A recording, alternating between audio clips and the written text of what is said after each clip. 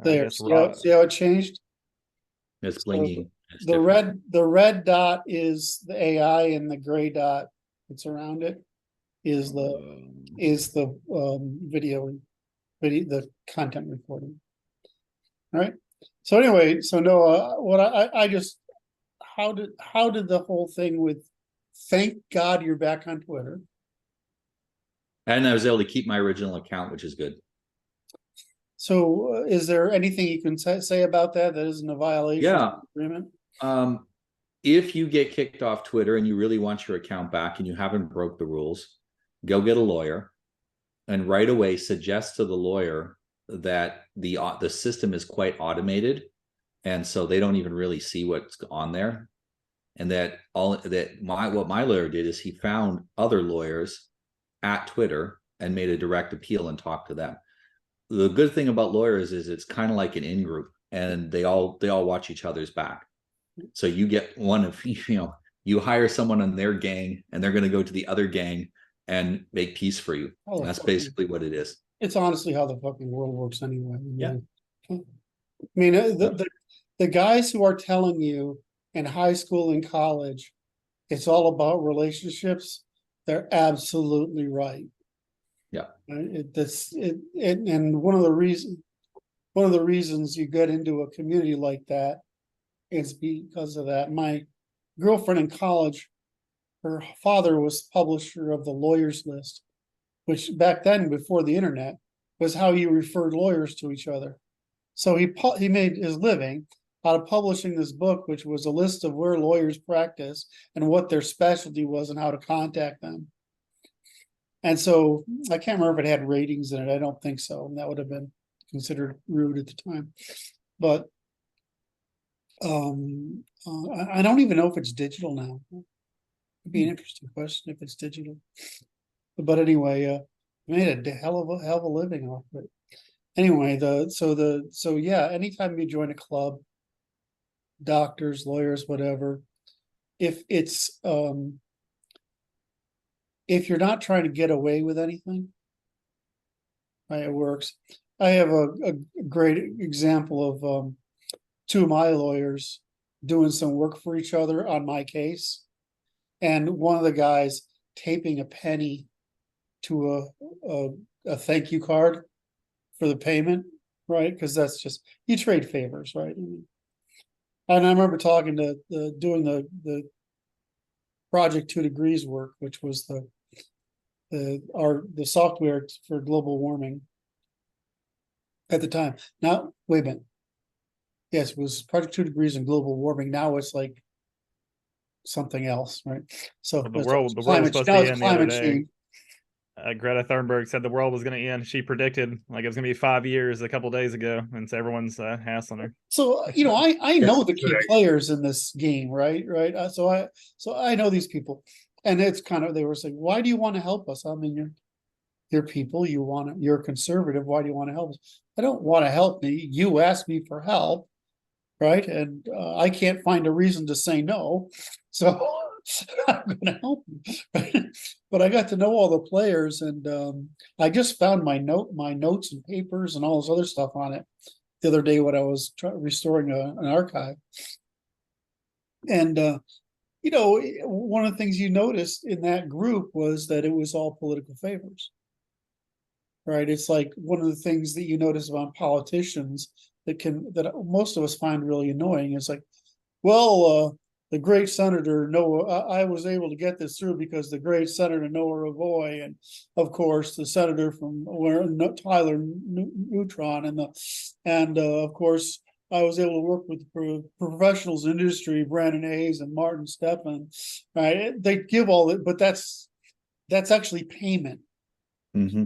We don't think of it as payment, but that's how they treat it, is payment, because now they spread around legitimacy, which spreads around power, right? One of the problems I see on the right so often is that there's overblown levels of discuss sensitivity, yes, such that people are not cooperating, they're not working together, and they're not willing to cooperate with people that aren't exactly our enemies, but kind of disagree with us maybe on half of the things. Work with the people on the things you agree on. and don't work with them on the things you don't agree on, and look for agreement rather than disagreement. That's what disagreeable people do. They look for disagreement, and we're mostly disagreeable. And the thing is we have to get control of our emotions. So high disgust sensitivity starts to wander into the territory of being out of control emotions. And that's a terrible way to manage yourself. You have to know I want to thank you for that. Can I bring up the real signal is the alignment of the disagreeable thinkers. I mean, they can't be undermining one another. Yes. The alignment of where they all disagree, that's the signal that exists. So it's conservative disgust response, and which is the male disgust response, and it's a female neuroticism envy response, right? And I forget, whenever we talk about things, I try to show the equilibrium that's been maintained by the sex differences, so you can see how all behaviors that are at the failure point are an expression of the inversion of the failure point of the opposite direction. So, and I'm only bringing this up because somebody brought up what's his name, the book on envy, as how, because did you bring that up? I know, was that you, one of your people that brought it up? I don't think so. And as envy is an extraordinary driver of left behavior, but it's not an extraordinary driver of conservative behavior. In fact, I'm not sure we even feel it. We might feel admiration, but I want to know how he did it. I want to try to do it too. What? Whatever the person is that I would envy. Yeah, exactly. We're like, I don't envy them. I'm like, how did he do that? Could he tell me how to do it, or could I learn something from him? I remember Yes, we can. Or even better, can I do it better than him? Yes. Because we're driven by competition. Yes. So it was funny. I just remembered noticing my own reaction to people who were in sales who were better than I was, because the social aspect was something I was trying to learn. And so I would just attach myself to salespeople just because of that, right? It's not envy. It's not negative. It's, I want to be like you, right? I mean, I want to do that. We're trying to give people the tools to be like they want without having the social proof necessary. And you don't need association with the people that you're like in order to be like them. You can measure that for yourself. What's a conservative adaptation, right? Which the left tries to invert. Conservative empirical adaptation. When the left is actually claiming they're innovative and creative, what they're really doing is resisting adaptation. And it's just because that's the difference between the sexes, right? I mean, I'm generating demand on the left, and I'm generating supply on the right. And so you see all the, it's like somebody, oh, he's here. And you're so blue today. Hello. Hello. Morning. Hey, Francis. Right. So that's actually, that's another equilibrium that's very interesting to study. Anyway, I threw you off. No, I just wanted to get that. The issue is that we need to get control of our disgust sensitivity so that we can cooperate with other people that have small disagreements with us without it triggering us. And also so that even when we're responding to our enemies, we do it under control and we don't let them control us through our personality. In my book on manipulation, I do mention that some people are more resistant. For example, disagreeable people are more resistant to manipulation. But what happens is a very skilled manipulator says, oh, there's a different way to manipulate that kind of person. You know, one of the things in hypnotism is you tell a highly disagreeable person to not cooperate with you. Don't cooperate with me. I don't want you to get hypnotized. Don't get hypnotized. They're trying to fight the hypnotism so hard that they go into a trance. And you can then give them nonsense instructions. The left never complains about nonsense. The right complains about nonsense things coming out of the news and the media, because those are an excellent attack against highly disagreeable people. It's nonsense. How do you construct a rational disagreement with nonsense? You just have to dismiss Where it. the You can't opposite dispute it. sees as rewarding. Yeah, yeah. So the interesting part of this, I don't know, how long have you been on this suggestibility path? Because I only noticed you talking about it over the past couple months. It started when I was a kid because I was a very sensitive kid, and by sensitive Excuse me, let me rephrase the question. I want to hear that, but I'll make sure I ask the right question. Okay. The question is, I've noticed you shift a focus to adding this to your competency. Okay. Right? Yeah, that comes out of working with Isaac, Joshua Isaac.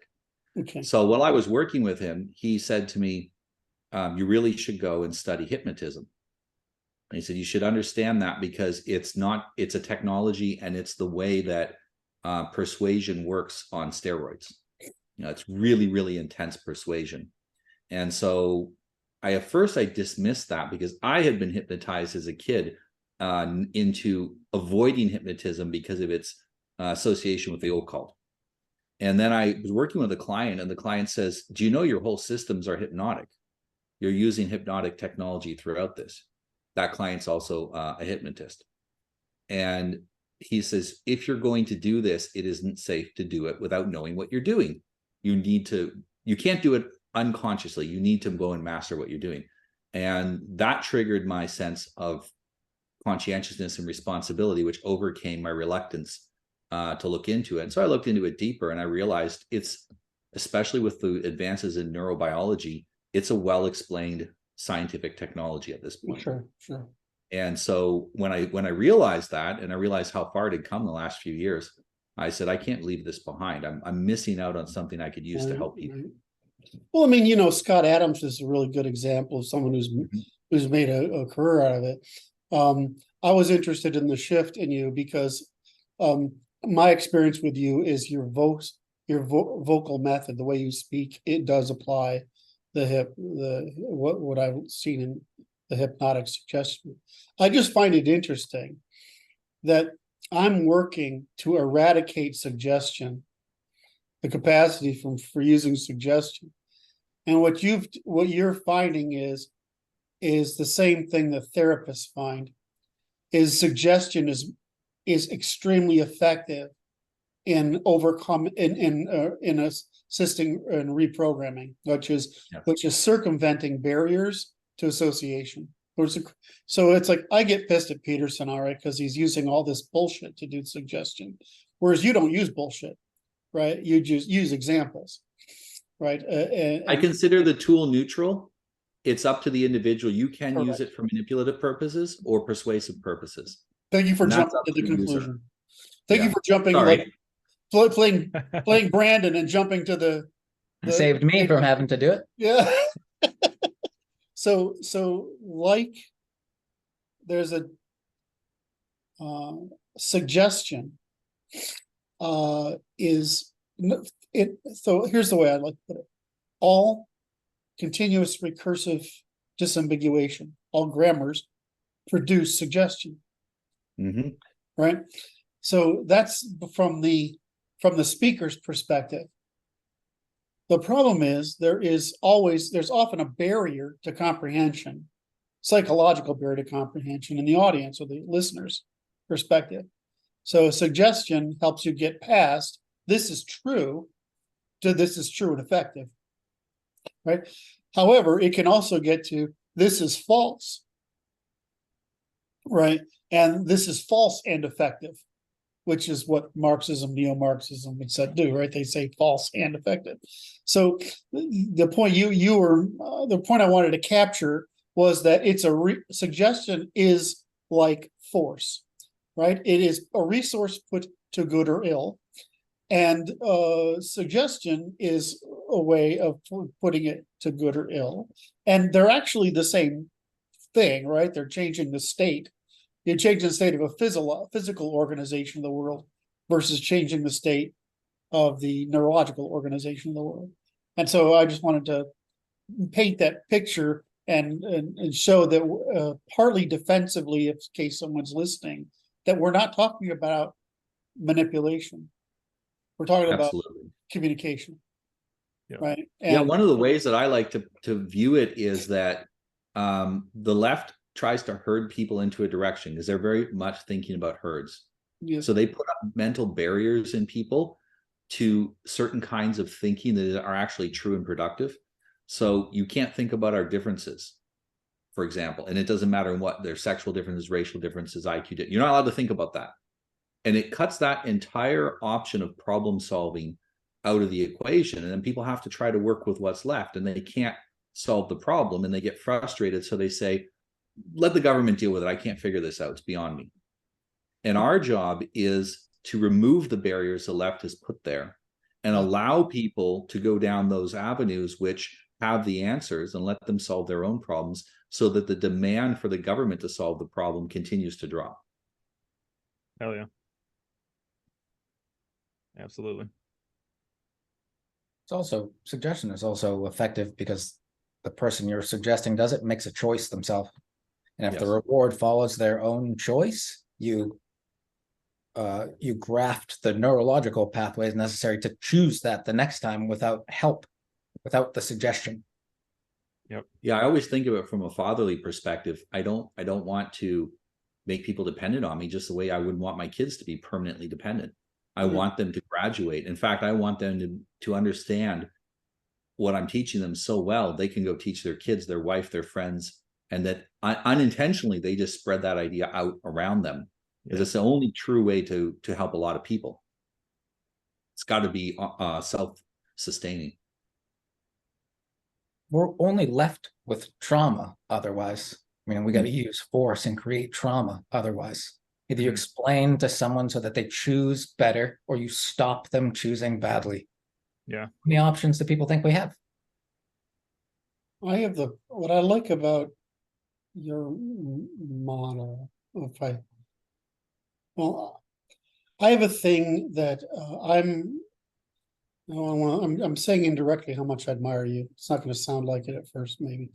But you know, I have this thing of a lot of my life, people have asked me for input or advice or mentorship, whatever.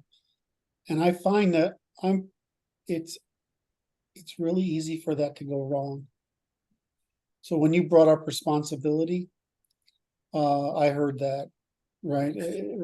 Because when someone is suggestible because they see you as an authority, all of a sudden you've got a problem of being responsible.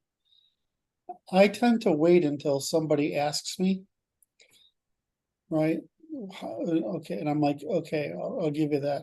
But that's so when you're offering your services, which is what you do, which is disturbing to me that they have to call it counseling when what you're doing is proactive therapy, right? And you're better at it than most of the therapists I've hired, and I hire. I'm not afraid of therapists, right? I use them whenever I have the equivalent of psychological hiccups. So, you're very good at it, and it's because you're trying to be constructive in this positive way. But anyway, so I'm really curious about being responsible, and I sometimes don't want to interfere because the journey the person is on is they own it. Does that make sense? Yeah. Yes, it has to be theirs. Otherwise, it's not agency building. You're just right. It's dependency building, and the other thing it means you're to blame. Right? I don't want. It's like I had one woman come back on me. I saved her fucking relationship, but she said, "Well, you know, you could have blown it." And like it was you know, I can't convince her that it was deterministic. That telling her boyfriend the truth was going to produce the desired outcome. Right, but she was still pissed at me afterwards. I'm like, I hate that shit. Right, so if we do our job in governance, right, the arenas of things of the profession of therapists would go away because community plays that. It wouldn't go away, but it would be more focused on it would be more like what Noah does, which is constructive to remove. To teach people to be successful before they made the problem and needed correction. And we are cognitive technicians and acquisitionists. Yeah. It's a different thing. Well, I have been very much a proponent of kind of at least intellectually separating the idea of, if you're mentally ill, you need to go see proper doctors and get that treated. Right. But most people are not mentally ill. They're just stressed out. They don't have good solutions. They don't have hope, and they don't have any kind of system to get them where they want to go. And if they had those things, they wouldn't even think they were mentally ill. But you can't go to, like, when you go to any medical establishment, Dr. Brad talks about this, they have to put a number on you. You have this disease and that disease and the other disease. You have to be categorized in order for it to enter into the payment system. So you can't go away from a doctor visit without being sick. You're not allowed. Yeah. Yeah. You know, doctor can't just say, well, yeah, you're a little sad, you'll be fine next week, come back. No, you've got to have a problem. He's got to find something wrong with you. And that incentive structure is terrible for people. I tell people, you're perfectly fine. You're just under a lot of stress and you're having normal negative response to excessive stress. This is normal. Let's figure out how to deal with it. The other people deal with it. You can do it too. And I'll show you how. 90% of therapy sessions in my life result into, it's normal. You're just a fucking idiot for carrying that much stress. Yeah. Right. I mean, that's really what most therapy sessions for me have ended up being. Stop being stressed about the fact that you're stressed because you're carrying the responsibility. I figured out why the vast majority of women are overstressed. And it's because I keep getting the same thing with women, is that they take a tremendous amount of responsibility for things which they have no control over whatsoever, which is primarily the feelings of other people. Mm-hmm. And they're watching TV and they're worried about some starving kids in Africa, and they're worried about all this stuff that has nothing to do with them. And this is why women that have kids are happier. They don't have time to worry about anything except for their own children. And the more they have, the more that distracts them and keeps them on task. And that's my solution to them, is to shift them from worrying about making people happy, like people in general, as the majestic, to worrying about making a very select number of people happy. Go find a husband to make happy, kids to make happy. If you got a good relationship with your parents, that's included, your siblings, and nobody else matters. Forget about it. Maybe a couple of friends. That's it. You can see it in their neurology, right? I mean, women go through puberty and their nervous system is extended, right? Through hyper empathizing, basically hyper predicting, and fear, right? To extend over other people's nervous systems so they can manage a bunch of rugrats. Well, in the case of history, dirt rats, right? So I mean, that's their biology. And so where is that going to go? It's like young guys who have no sports. They have no way for the aggression to get expressed in a constructive way, and it shows up in destructive ways. So it's totally logical. How do they react when you tell them that, Noah? They're incredibly relieved. Yeah. They often cry with the relief. When women cry, that's just like a blow-off valve for excess emotions. Mm-hmm. It's not an unhealthy or unnormal thing. In fact, I'm a little worried about when I ask women this almost always in the first or second session, when's the last time you had a good cry? Mm-hmm. And I have a lot of clients from Northern European Germanic background, and they're like, at least 10 years. I'm like, okay, after this session, go have a good cry. I don't know if I can. Don't worry. I'll make sure you're ready to cry at the end of the session. You need it. That's one of the things. My wife's like that. She says, nothing wrong with crying. It just, cleans out your excess emotions. And for women, that's exactly what it is. They need that blow-off valve. You mentioned the extension of their central nervous system.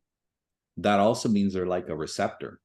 So they pick up everybody's emotions around them and they collect that. And if they don't have a way to get it off, boys, if they don't have a way to get it off, they go and destroy something. Yeah. Girls destroy themselves. Yeah. Boys will get in fights, girls will cut themselves, stuff like that. Yeah. Well, it continues in a myriad of ways. Yeah. Speaking of boys, I think I've just found the perfect way for boys to get that out of their system. Good. Like in the good old days, we would, boys, when they come of age, instead of have them sit around the community destroying whatever and release their energy, you take them out on hunts so that they learn how to hunt other animals, right? There's nothing like getting to the woods with 20 or so dudes doing camping, pushing yourself to the limit, patrolling, learning how to hunt other apex predators. Hell yeah. It's for me, I was surprised because you know, when I was taught how to use weapons early, you know, as a very small child. But I never did any hunting. It was just because it's mostly a class thing. And so, but when I got to be an adult and I did it, I just realized how spiritual it was. Like, I don't think I've ever felt more spiritually fulfilled than walking through woods with 20 guys with rifles. It's just, I don't know. There's nothing like it in the world. And I understand you being understand shit, this is what we're meant to be, right? This is what we evolved to be. And we need this feeling. We have to just get it from different ways. A lot of people think the family is the core unit of Western civilization, but just as much as the family is the war band. The war band is probably more close to the core unit of Western civilization, with each man having a family. Correct. Because there was nowhere in time where individual families were surviving on their own. I'm going to use activism to That's create. probably the male feminine equilibrium, actually, the family versus the war band. We can use the activism to create rites of passage, essentially. Yeah.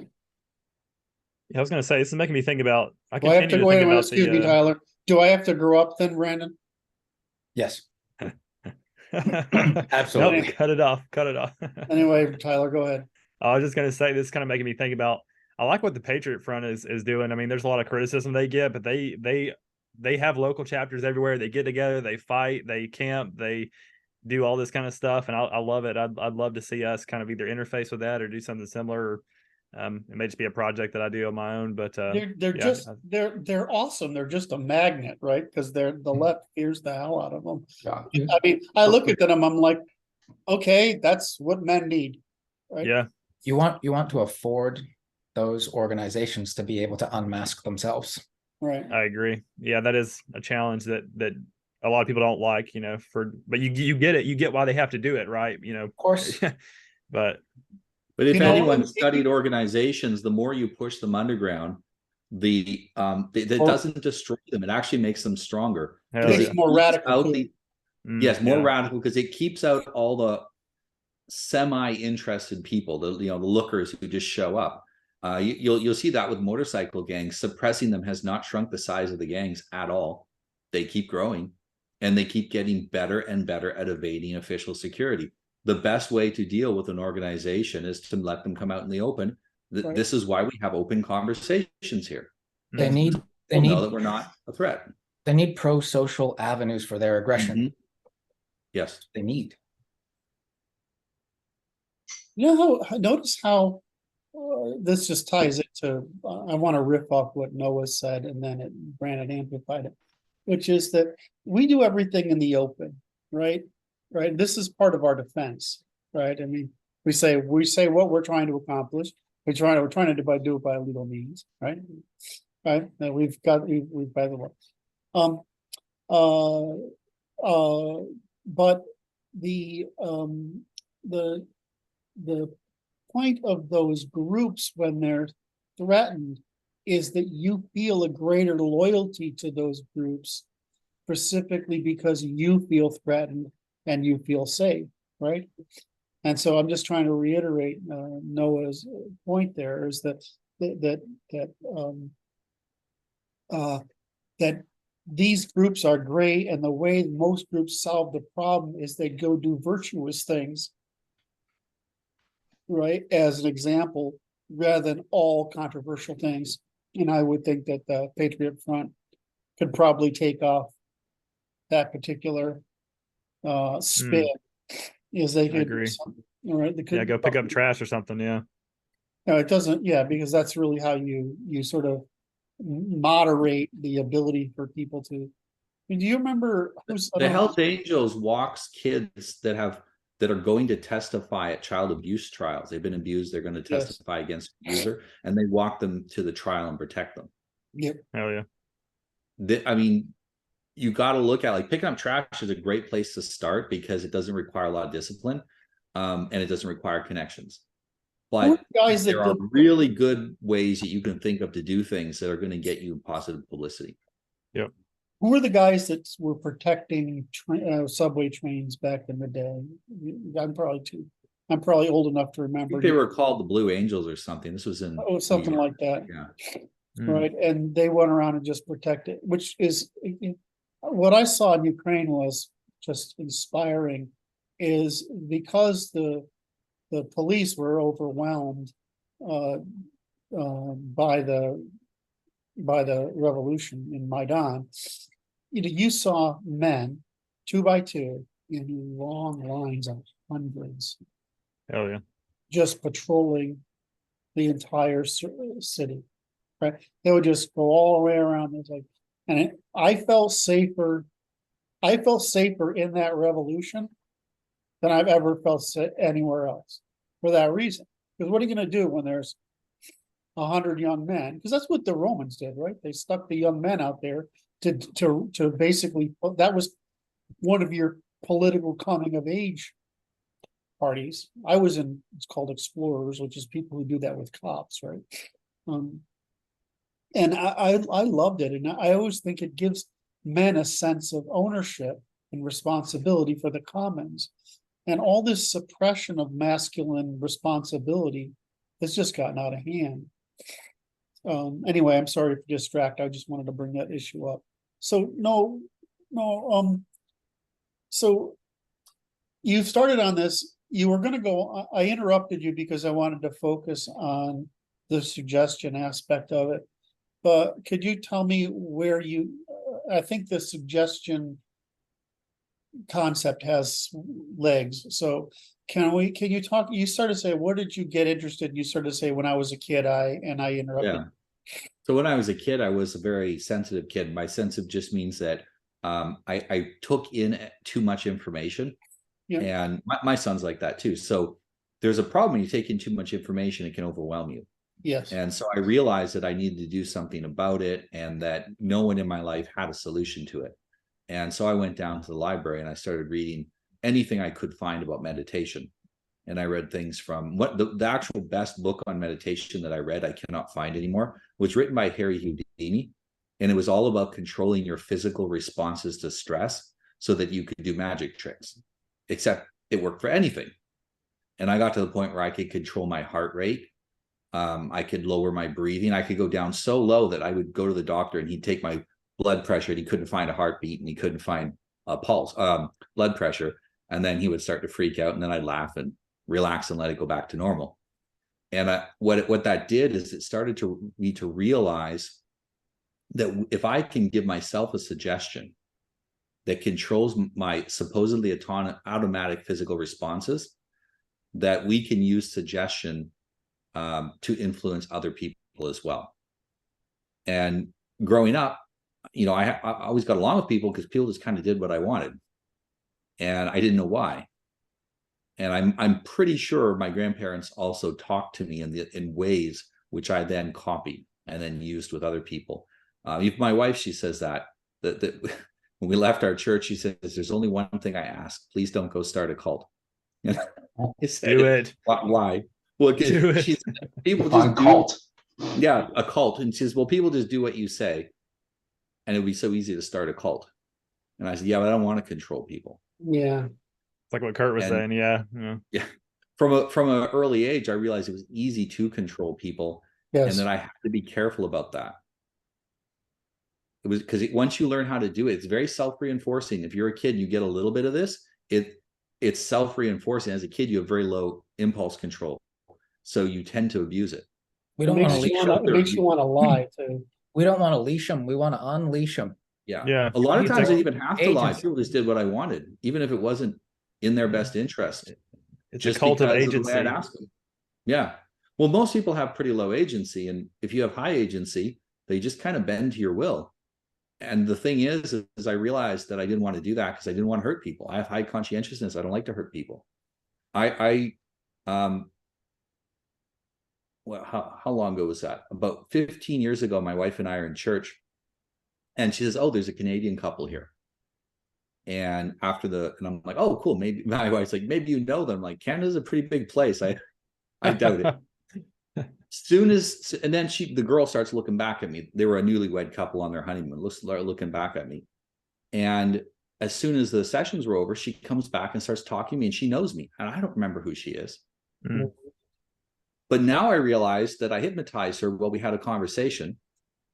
And she'd been thinking about that conversation her entire life since we had it. Even her husband knew who I was, and I'd never met him. Wow. She had told him about me. And she said, yeah, I had this huge crush on you, in front of her husband, in front of my wife. She just went and slipped into a different mode. And after a few minutes, she starts to come out of it and realizes where she is and what she's doing. And now I understand from taking some training and talking to hypnotists that that's what I was doing, is hypnotizing people. But I've done that a bunch of times with people, and you got to be really careful not to hurt people. Yep. Because they get attached to you, or you accidentally program them to do something that's unhealthy. Not that I ever had ideas to program people to do unhealthy things, but if you're unconscious in what you're doing, you can hurt people. It's the same. A young guy who's really good at fighting, and it's fun for him, and he just goes and starts fights and gets people hurt. He's a danger. So you have to control that ability if you have it. Yep. It can be powerful though. It can be very good if you can control it. Yeah. Yeah. And I was always, my church had some of the best speakers that were in that religion in the entire province. So we'd have these excellent speakers all the time, and they were I was constantly hearing demonstrations of persuasive speaking. I was getting training on how to persuade people.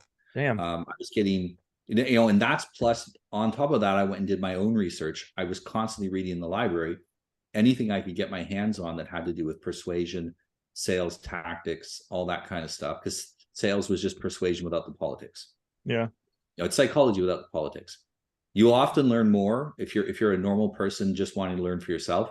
Read salesman books. Don't read psychology books. Because if you read sales books, they'll tell you what works. That's applied psychology. Yeah.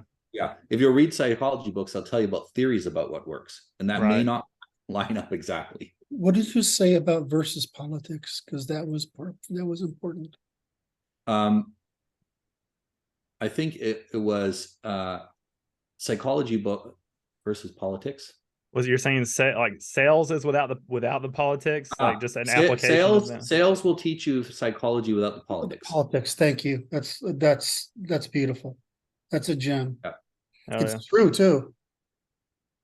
Yeah. No, I absolutely. My son now, I have to occasionally go in and tell my wife, stop letting him manipulate you. He's not really manipulating. She's naturally fairly pleasing, not to other people, but she is to myself, my sons, and her dad. Those are the only people she really wants to please. And so he can get away with anything, no more ice cream in the bowl, more ice cream. And pushing his limits. Yeah.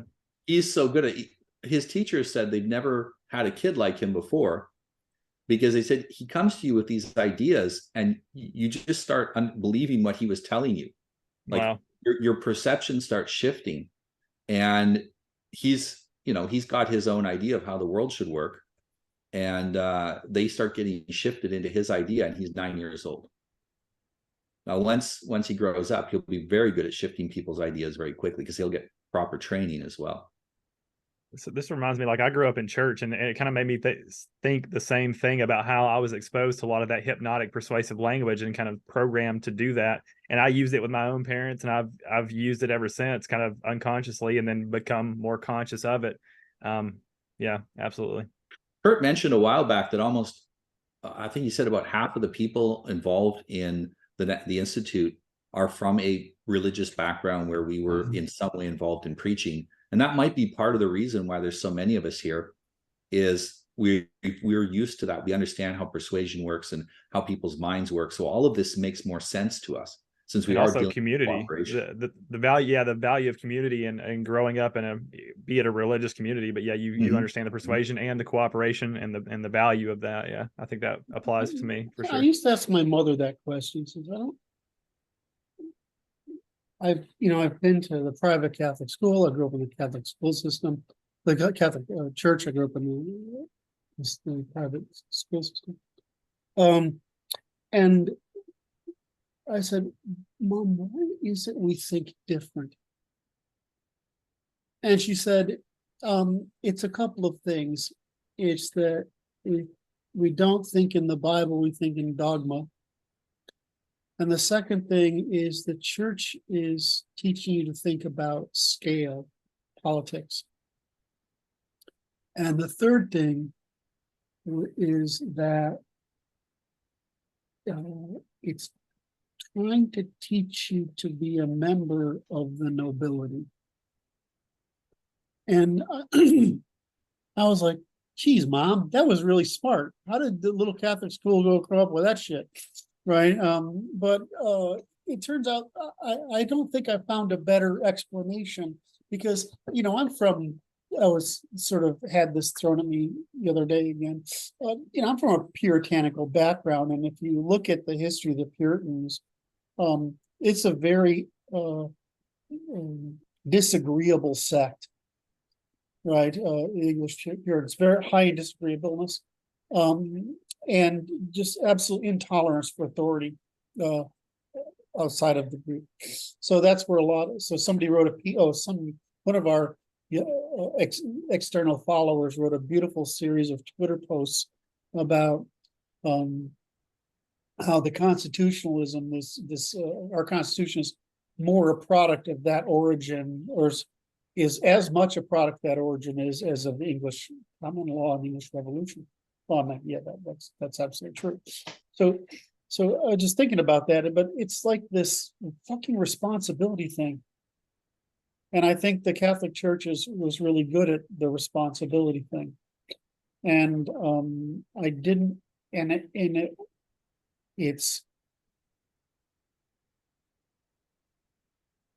I'm just surprised at how effective that religion is in general at teaching responsibility.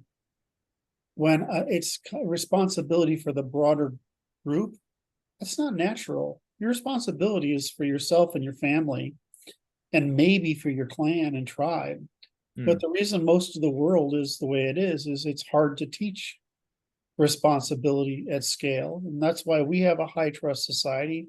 The Japanese and the Koreans have it, but nobody else. And you could argue the Koreans have it because Christianity. So the Japanese, of course, they're basically Germans. So it's just no difference. So anyway. Yeah, it's a form of noblesse oblige that we're taught to. You're responsible first for yourself, but at some point in your maturity, that responsibility needs to radiate out from you until it encompasses everything that you can affect. Hell yeah.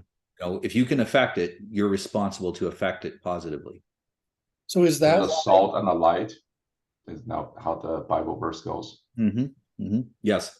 Yeah, put your light up high where it will shine. Fuck yeah. And I tell that to my clients all the time. I say to imagine themselves as a bright light shining out from them, and that wherever they go, they have the potential to light up people's lives. And as soon as you tell people that, they become happier because they now feel a responsibility to smile at other people, to be polite, to engage people, and their lives get better. I don't tell them that for the other people. I'll tell it for them, but they're not thinking about themselves. It's win-win. Yeah. They're happier. Beautiful. The other side of that this responsibility has to be rewarded with status or whatever, and the regime has been making that increasingly harder. Yeah, but people on the like person-to-person level will tend to reward you with that. If you smile at people, they'll tend to smile back.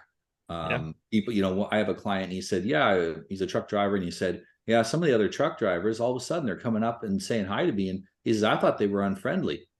But he doesn't realize it, but he was giving the impression of being unfriendly, and they were just giving him space. And now that he's smiling at them, they're like, oh, okay, I'm going to go talk to him. Most people are so lonely. They're just looking for somebody to smile at them so that they get especially men get no fucking attention. You know, anybody who spent time with me in public, I'm fucking hyper gregarious, right? But it's partly because Brandon's shaking his head, right? So, but I actually subconsciously take responsibility for the feeling of safety of the people around me, and I don't do it on purpose. It's just like I want everybody to feel safe. right? And so I go around and I'm hyper gregarious because it creates that feeling, right? And you'd be surprised. I said most people, most guys in particular, don't get compliments. But my experience, part of noblesse oblige, is if I can find a working man, I encounter a working man, I find some way to be positively reinforcing. Because I know that they carry the load for us, right? Yes. So, and I think those things, so if you say, well, do I do it because it makes them feel better? Partly, but it makes me feel better. Mm-hmm. Right? It makes me feel better to be in an environment where people are, where was I with Brad? Oh, some guys were working on some telephone lines or something outside this place. We're parking at a drugstore so he could run in and get something. I remember it was. And so I just started teasing the guys, the workmen. I'm like, is it beer time? Is it donut time? What time? They don't fucking care. All they care is if somebody gave a shit about them, to give them a moment of attention and consideration. That's all they want. They don't need, nobody want. That's all people want is recognize me and it's, you don't want to say it's acceptance, but that's really what it is. It's right. And so most people want that. So I mean, I was thinking like our system like tries to, and in many ways tries to starve us of that basic connection, so that we'll obviously like try to spend money to replace it, or addict to other things to replace it. But it's just like you said, it's such a simple thing that we can do. Also, a disconnected society is easy to keep under the thumb. Yep. They can't do anything. They can't organize. They can't get together. They can't even get together to talk to each other. How are they going to get together to resist? Fuck yeah. Impossible. So they really, really push that. And you like, I wrote about this a little while ago, that you get what you're looking for. And so when I go outside, go for a walk, my mind is attuned to beautiful, friendly, happy people. And that's all I see. And that's all that sees me. And that's all I interact with. This goes back to your original point. First thing you said was change how the words people use, and they will reprogram themselves, because that's what words are, right there. He said it wasn't. He said it looks like magic, but just words. And I was just like, words are magic. Like I've always, that's always been a thing. I mean, that's what the wizards do. This is the book I'm reading, all about using words in a therapy context in order to change people's perceptions so that their behavior changes and they have happier lives. And they're jokingly referring to it as magic. And that's like, it's a sales technique. It's all science when you open the book.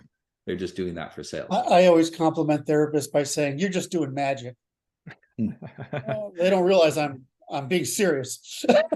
Yeah, it's a good analogy as far as I'm concerned. And magic's cool. People watch movies about magic. They play games about magic. I mean, we like it,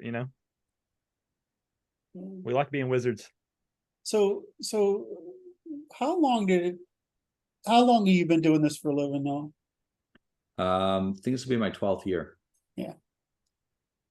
Hell yeah. How long did it take to get good at it?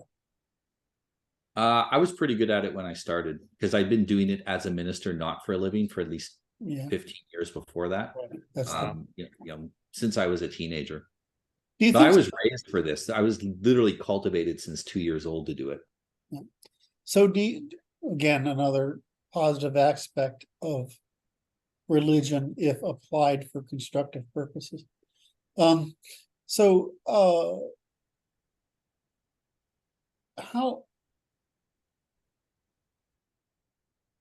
When did you develop?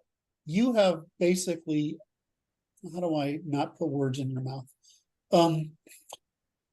I watched you grow over the years I've known you, right? In sophistication. And now I'm kind of floored by your writing because it's envious. I don't mean envious in a negative way. I mean envious in the I wish I could be that good way. So how long before you developed your own framework?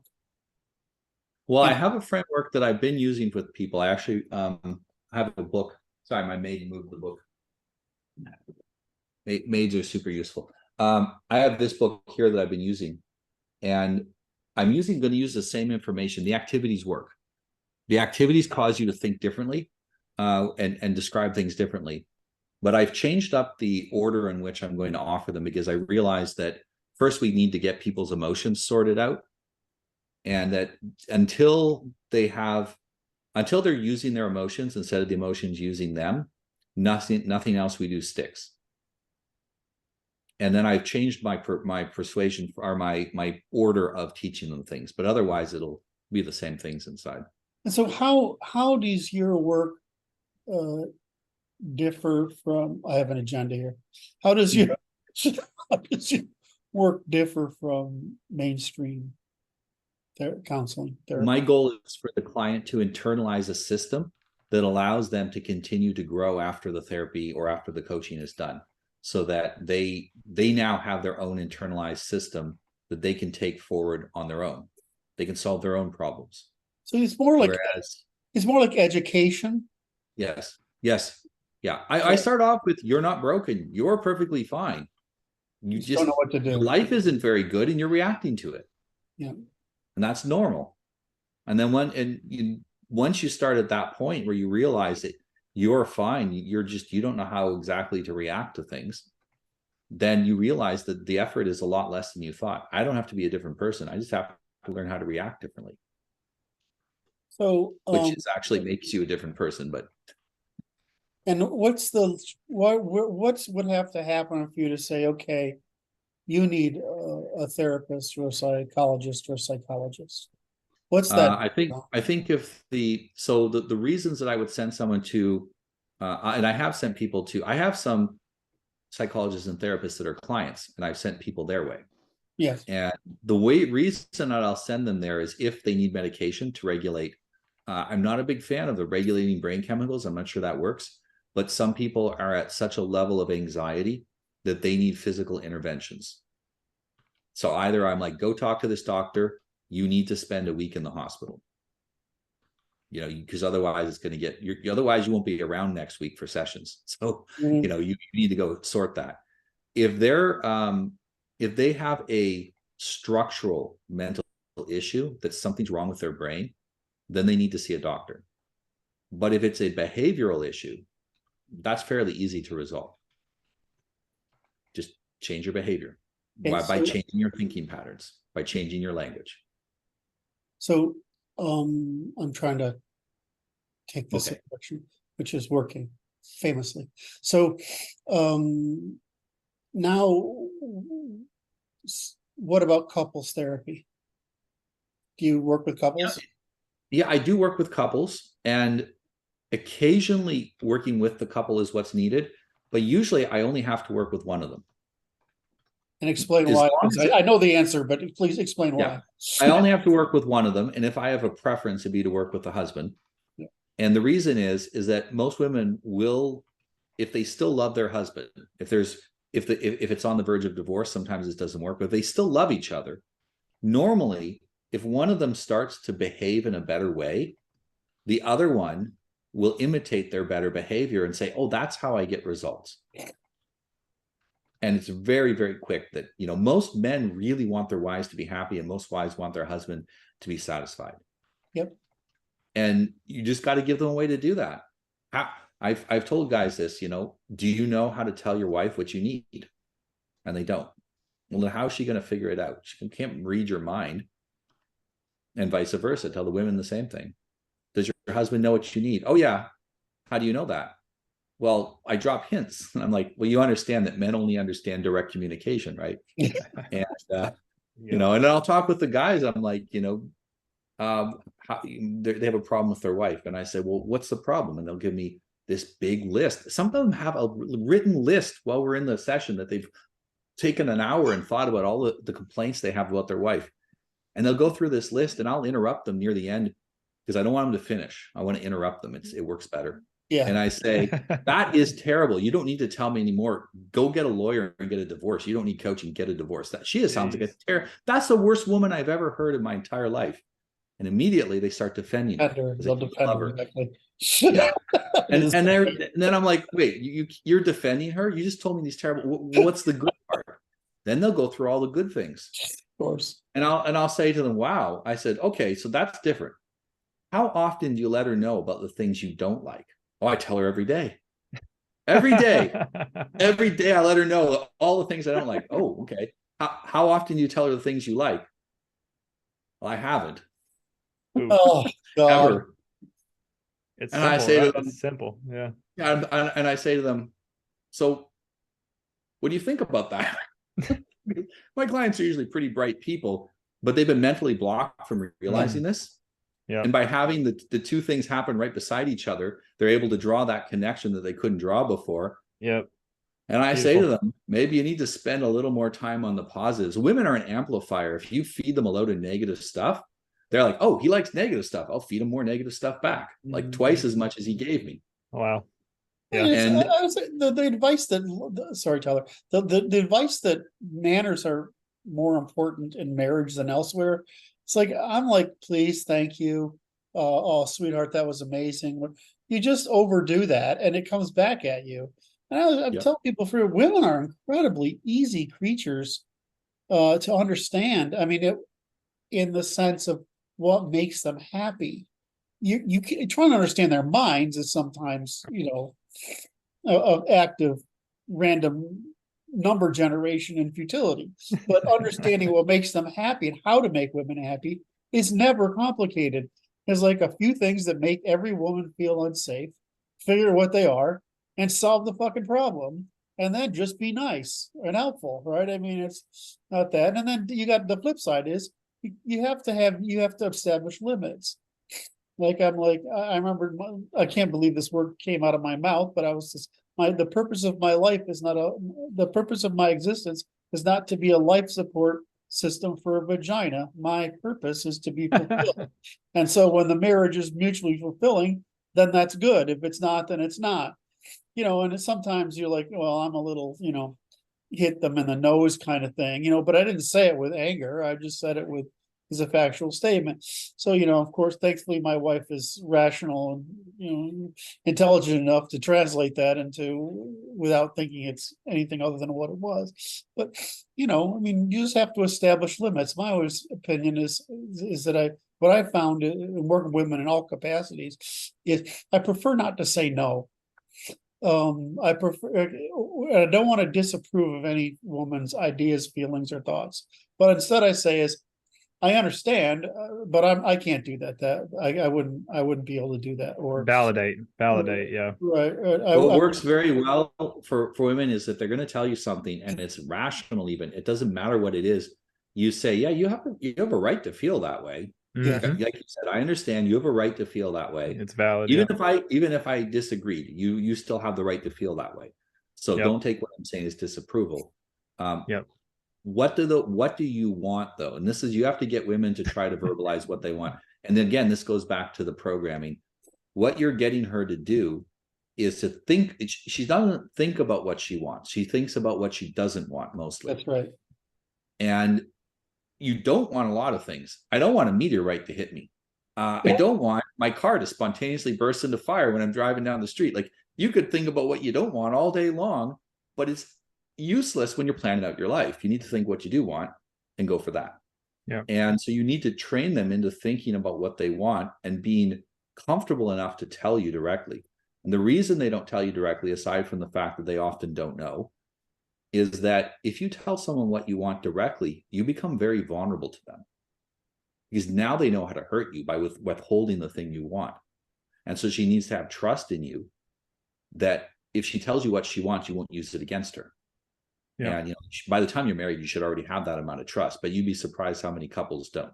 Like, why don't you tell him?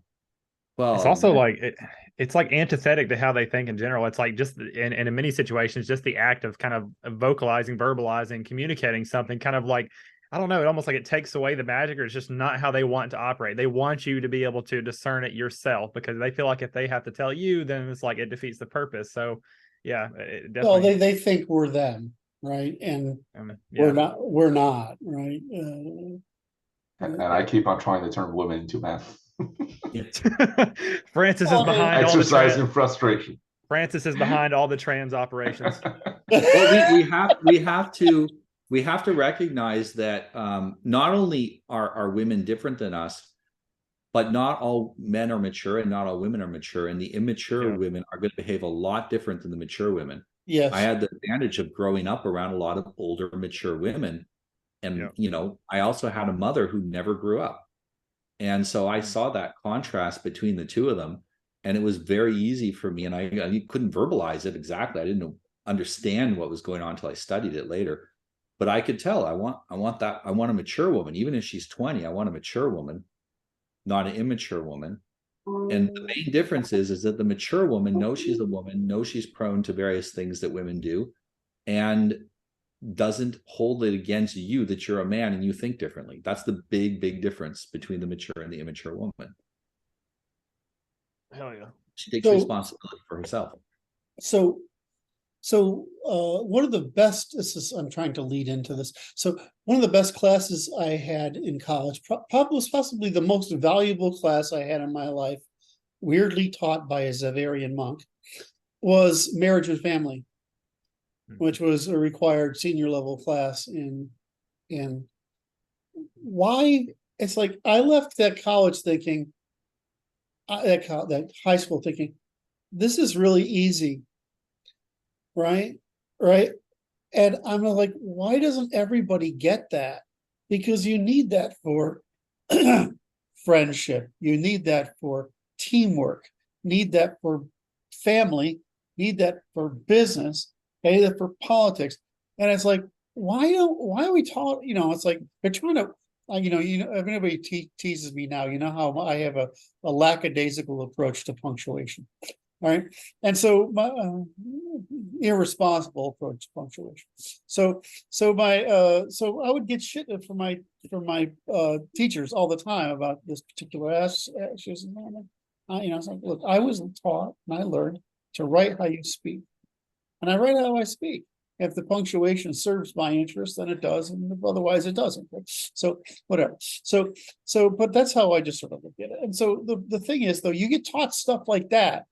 And I was like, well, what does that really matter in life? Well, it matters, but I mean, you can learn it. I could learn it just by not being stubborn, right? Whereas, where do you get taught about marriage and family? I mean, a class an hour a day, and they would be brought in people to talk about how they manage their relationships. And then we went over this. This is like the best valuable class of my life. Why don't we get taught economics? Why don't we get taught how to friend friends and influence people? How do we get taught basic sales, right? Those are things we need, right, to function. Well, those are all human cooperation things. And people are talking about AI replacing everything and all of this. The fact is humans still haven't figured out how to cooperate properly with each other. Maybe if we figure that out and more of us start applying it, there will be things that we can't get a robot to do. Robots don't really cooperate. They're a hammer, complicated hammer. And we need to figure that out. The thing you were mentioning about where do we learn these things is we either copy what our parents did, or if our parents had a bad marriage, we do the exact opposite. And then we experiment until it fails or not. And I'm telling you, if your marriage is on the rocks, go Google the cost of a divorce. Okay. Write that number down. Then take how much. I don't have to. I've had 3. Yeah. It's really bad. Yeah. Millions bad. Yes. Oh my God. Now that's your budget for preventing a divorce. Hell yeah. Put that as your budget to prevent a divorce. Maybe that's hiring me, although that will be a fraction of that. Maybe that is you need to go spend some more time with your spouse. So maybe there's some opportunity costs you got to go through to do that. Whatever it happens to be, it's going to be cheaper to make it work. Assuming that you want it to work with that person, it'll be cheaper to make it work than it is to end it, especially if you got kids. And that's like, people don't think about that. They don't think about the cost of the divorce. They think about I'm going to be free. I won't have to, usually they're thinking, now I won't have to put up with the other person. The thing is, they're still going to have to put up with themselves. And that's usually what they're running away from, not the other person. It's not that hard to get along with other people if they're also trying to get along with you. Oh. And I always say this to people, most people could probably get married and be fine if they just did it right. But even two highly compatible people that get married can make each other miserable if they don't do it right. Yeah. Like compatibility is a bit of a scam. It's more like, are you going to both follow the same process of making it work or not? Yeah. I wanted to go back to this idea, like where do they learn it? And like you hit some key points about where people learn it currently. But to my mind, what pops in is that's something we can do. At least that's what I'm kind of, as far as what's in my mind, I'm almost starting to envision it as almost like a marriage of like a lot of the NL efforts as they exist and some of what you do, Noah. I feel like there is some opportunity to systematize this or organize this. There might be some, yeah, that's kind of what's spinning in my head. I think there's a lot of opportunity for us to collectively start to systematize and address that. Really interesting to think about. One of the big things that people get wrong today is they think a marriage is supposed to make them happy. That's not the purpose of a marriage. A marriage is for making children and managing common assets. That's the purpose of it.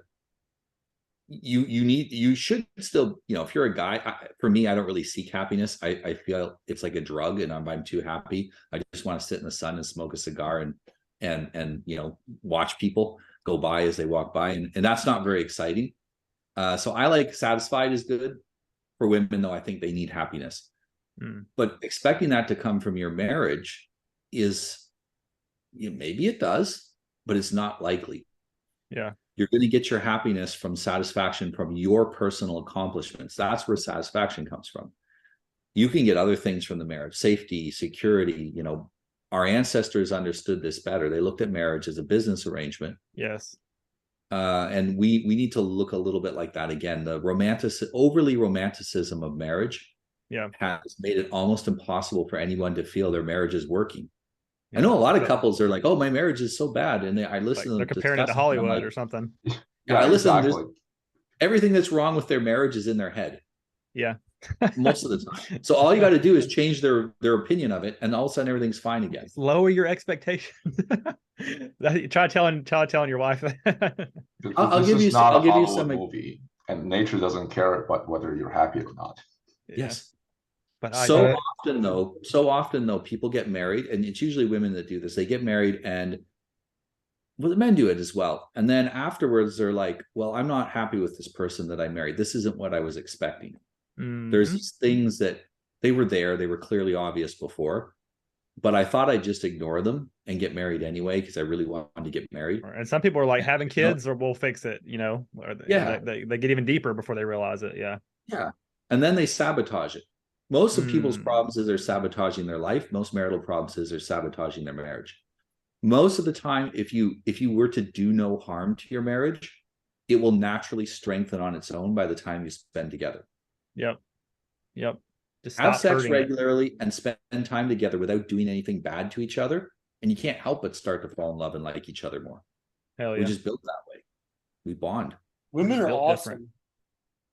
It reminds me of that Eli's quote that gay marriage passed because straight people were getting gay marriage for decades already. Oh God. Yeah, I agree with you, Curt. Women are awesome. We should all have 2 or 3 of them. That's what. So Maury shared anybody who can do that, they are welcome the heck to it. Genghis Khan. Up for me.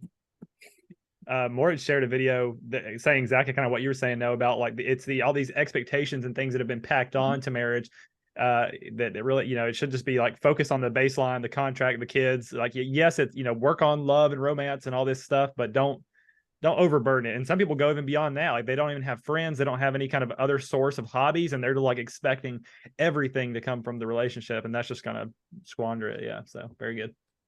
Yeah, well, I have a friend that's very knowledgeable about Northern European history, especially. And she said that for a long period in Northern Europe, the way it worked is the woman owned everything in the house. So past the threshold, that's why the husband carried her in there, was that is now her domain. He carried her into her domain, and he owned everything outside the house. Nice. And that there would be in the village a bunkhouse for men, and married men would go there too. And they'd be like, look, I got to get a lot of work done. I don't want to go home to my kids and they're screaming and yelling. I need sleep. I'm going to sleep at the bunkhouse with the guys like tonight. Yeah, I'll have stew at the bunkhouse. Yeah, I'll hang out with the boys for a couple of days. Or my wife's at that part of her cycle, so I'm going to hang out for a couple of days with the boys. That's good.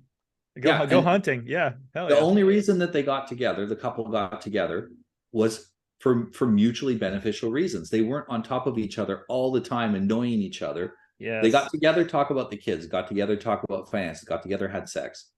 Yeah. That's People all. need to go- Their people need only to go outside interactions were more. pleasant. Yeah. How can you Touch fight with grass. someone? How can you fight with someone when all your interactions with them are pleasant? Yeah. And the other It- thing is, the man would be seen as a guest in his house. So when he came home, he had to be taken care of. But when she left the house, then he had to protect her. Yeah. Because now it's his domain. She's in his domain. Hell yeah. This basic concept of division of domains keeps the peace in relationships today. I told my wife at one point, I'm not going to wash another dish. I'm not going to, I'll change my kids' diapers if she's like out shopping or something. But if you're home, you look after all the technical stuff inside the house. I'm going to make money. I'm going to take care of us when we go outside the house. But inside is your domain. Outside is my domain. Same. And, she didn't like it at first. Well, no, she said she didn't like it, but she demonstrated in every possible way that she actually preferred that. Because really, it's like I've said the same thing in businesses, because I always run a business with a partner. Like I'd love to run a business with Bryan, right? Because he's just there's a kind of person that I want to like, and I'm an INTP, and I want to work with an INTJ, right? Because they make sure shit gets done. Right? I'll solve a fucking problem. Well, I don't want to do I don't want to push the people around to make it get done. So, it's fucking tedious, right? And so I say the same thing happens in a business. When you go in a business with business partners, just like a marriage, it's like, I'm going to give you this responsibility. I'm going to tell you, and I'm going to hold up mine. Why? Because then you don't fucking have conflict, right? You have responsibility without conflict. You don't have, I wish you were going to do that instead of me, and oh, I thought you were not. Very clearly. And every business where I've seen, because I've done a lot of, right, it's my business, right? So I've done a lot of consulting. Every business I've seen, you see the same thing. It's like either people have clear lines of responsibility or don't. And when they have clear lines of responsibility, I'm thinking of one in particular because he's a fucking character, right? And so there's the financial guy and the sales guy. The sales guy is the face of the company, right? And he does all the talking and makes all the, but the reason it works is the financial guy, right? It's just a funnel, right? The stuff comes in through the sales guy into the, sales click and all the marketers and whatever. And it goes down into operations where it's executed for profit. And it's freaking hysterical, right? But I mean, I don't understand why there's such a challenge to this, right? And of course I do, which is the tendency we told women they need to be the equal to men in the economy, which is, I mean, and if you look at the world, what's our primary problem today? We used to say we're going to have population explosion. We're having population collapse. Yep. And it's pretty tragic because, my age, I'm probably going to be able to live through it, right? But anybody generation after me, unless we do something, of course, it's better in the Anglo-Scandinavian countries than in the rest of the world. But that'd be actually, Noah, that would be an interesting avenue to discuss why that is. So Germany's collapsing heavily, right? And so is Italy. But why isn't Sweden, Norway, England, and North America collapsing the same way? So if you look at this, you say, well, this is population collapsing. Who the fuck is going to pay for all these public services that we've, promised ourselves? So anyway, Noah, can you talk about? Do you have any insights into why? Yeah, I was in Sweden in the winter talking to my Swedish friend, and he's connected with various right-wing political things, and he was explaining to me, he said, Swedish people have external personality and their internal personality. He says their internal personality is still an angry Viking that wants to kill everybody. He says, but they've created this external shell where it's socially unacceptable, and they're all looking around at each other going, is it okay to unleash the inner guy yet? It doesn't look like it. I'll wait till tomorrow. Let the inner guy out. Germans are the same, probably. And he said, inside there's still that, and they've fooled themselves into thinking they could civilize anybody from anywhere simply by planting them on Swedish soil. But the inner guy knows that's a lie. And so they have this terrible inner conflict between, they know it's bullshit, but on the other hand, they kind of wish it was true. And so he said they're going to come to this point where he said we're very trusting people, but the more trusting you are, the more angry you get when your trust has been abused. That's correct. And he said we're much closer to blowing up than people realize, and all it will take is a bit of economic disruption. Oh yeah. Now already it's cheaper to buy a farm in Sweden than it is in America in a lot of places. Mhm. Because nobody there wants to farm. Nobody wants to work anything that's not in an office and comfy. You want to give them cover to police their own streets. Yeah. They should have the moral license to police their own streets. Everyone's ready to do it. Otherwise, they'll run away from the problem. The immigration will double, and then they'll just spread from the city slow. How else do Well, people you know, think it's I don't know if you gonna know go? this, but Denmark's Minister of Immigration is anti-immigrant, Yes. anti-all immigrant, legal or illegal. And they put up signs all over Denmark that say, go home. The government put them up, go home. Oh yeah. And if you're here on refugee status, we're going to find you and send them home. Here in Portugal, they tend to say, oh, welcome immigrants, while they're kicking them out at the same time. Mhm. Because they understand that they're not face. powerful enough in the EU, so they have to pretend to go along with things. Mhm. I've seen, I was in downtown Lisbon when they did a massive immigration sweep, and there was like, it looked like the whole town had turned Chinese. The next day, I couldn't find a single Chinese person. They were all gone. They took them all away at the same time, Very including they revoked almost everybody's resident visas and sent everybody back. nice. Hell yeah. And they were doing this because there was problems with the Chinese mafia creating issues with the Chinese community, and they're like, we don't want to. This isn't our job to police. Go back to your country and sort your own problems. Just do away with the whole thing. Yeah. Yeah. And of course, in China, they can't form the mafia because the CCP will be on them in a second. The CCP is the mafia. Yep. Absolutely. Yeah, and so that's why it's always the immigrant groups where that ends up happening. And basically in Portugal, the way it works is you can do whatever you want if you don't disturb the peace. Yes. So the police really see themselves as peacekeepers, not so much in law enforcement. Hell yeah. And so if you talk to the police, I've talked to a lot of police about this, giving them these like, what happens if this and what happens if that scenarios. I've had dinner and stuff with them, so a chance to talk. And they're like, most of the time we won't arrest people if we can avoid it, because there's no point in putting people in jail that should be out with their job, working, looking after their families. Right. Hell yeah. Yeah, we'll just pretend we didn't see it, So as long as it's not a breach of the peace. okay, so that went a different direction than I was sort of. Sorry, No, it was derailed the derailing. I wouldn't. No. I mean, it was like, this is good. Let's run with it. So, but I want to get back to asking the question: is Germany is producing and Italy are having disastrous population problems. Why is that not true? And I mean, people don't think of England as a Scandinavian, but it is. It's part of it's West Germanic, right? It's Scandinavian. So why are we not having that problem? And I can pull the map up, right? I mean, well, the reason is the women are still very, very feminine, and the men are not. I say these men are masculine. It's because I'm always comparing people to me, which is a fault. yes, I shouldn't do that. But compared to the German men, the men there are more willing to do and say things in a masculine way.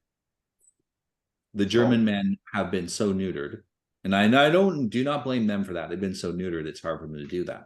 Whereas the Swedish men not. When I was there, I went to a pool, an indoor pool, and the only fat people were foreigners. And every single woman in there from like 16 to 60 were gorgeous and feminine. And so you have so many feminine women, no matter how much you propagandize them, eventually they want kids, because that's like genetic. They can't not want that. And so I think that's the main reason, is that there's a huge demand still from women to have children. yeah. So the okay, so the science on this has been done, right? So and I can't remember who's talked about it recently, but I would bring it up if I Oh, could. when women are given choices, they choose to be feminine. Is that the one? Well, they choose to be feminine. So the more choices they have, the more they have. So the problem is it actually turns out to be economic and cultural. The thing is that why, if it's economic and cultural, and is it still working in the US? And is it still working in the UK? Is it still working? So there is a sort of, and I think you've touched on it here, right? But it appears to be that there's something to do with the culture, right? And this, once it's permissive and not suppressed, it goes forward. I don't understand what's what's wrong with Germany and Italy. Is it just taxation? It can't be, because look at the taxation in Scandinavia. What's wrong with them? Well, most of the taxes in Scandinavia do end up going back to the people, and so people don't resent it so much. It's only been the last few years with the increase in immigration that they start to resent it. Most people were pretty much okay with that. So The Swedes in particular, they have a series of rules they go by, they live by, that come from, I think it's a Swedish prince from it's not that long ago, it's less than 200 years ago.